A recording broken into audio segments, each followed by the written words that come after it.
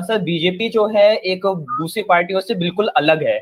इसमें कोई भी हो आसानी से ऊपर तक पहुंच सकता है और इसमें निर्णय लेने की क्षमता भी दूसरी पार्टियों से बिल्कुल अलग है।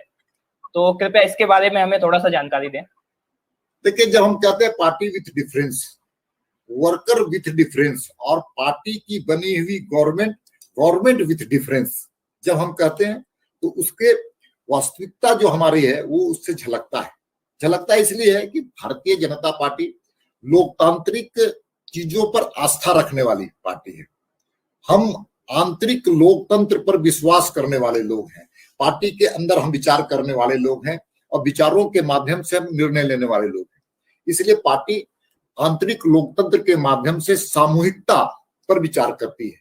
सामूहिकता का अर्थ है कि हम कलेक्टिव डिसीजंस को लेते हैं। हम कलेक्टिव डिसीजन कैसे लेते हैं? प्रदेश का अगर विचार किया जाए तो मैं आपको बताना चाहता हूँ, प्रदेश में हमारे यहाँ कोर की कमेटी है। कोर कमेटी में हम ऐसे विषयों को लेकर आते हैं जिससे हम सब लोग हमारे सीनियर लीडर से मिल करके उन विचारों पर चर्चा करते हैं। एक राय बनाने का हम सब लोग प्रयास करते हैं। अगर दूसरा देखा जाए, फिर हम सब लोग बैठते हैं। हमारे प्रदेश में प्रदेश का अध्यक्ष है, संगठन मंत्री है, विधायक दल का नेता और साथ साथ में अन्य जो महामंत्री हमारे तीनों हैं, ये सब हम लोग बैठ करके उन जो कोर कमेटी की बातें रहती हैं, चर्चा होती है, उसको हम सब लोग फिर से विचार करते हैं कि उसमें कौन कौन चीजें को हम और नीचे तक ले जाएंगे। फिर प्रदेश की जो पदाधिकारी बैठक होती है, प्रदेश की पदाधिकारी बैठक में हम सब लोग उन बातों को लेकर के उस प्लेटफॉर्म पर हम चर्चा करवाते हैं और निर्णय की प्रक्रिया को आगे बढ़ाते हैं।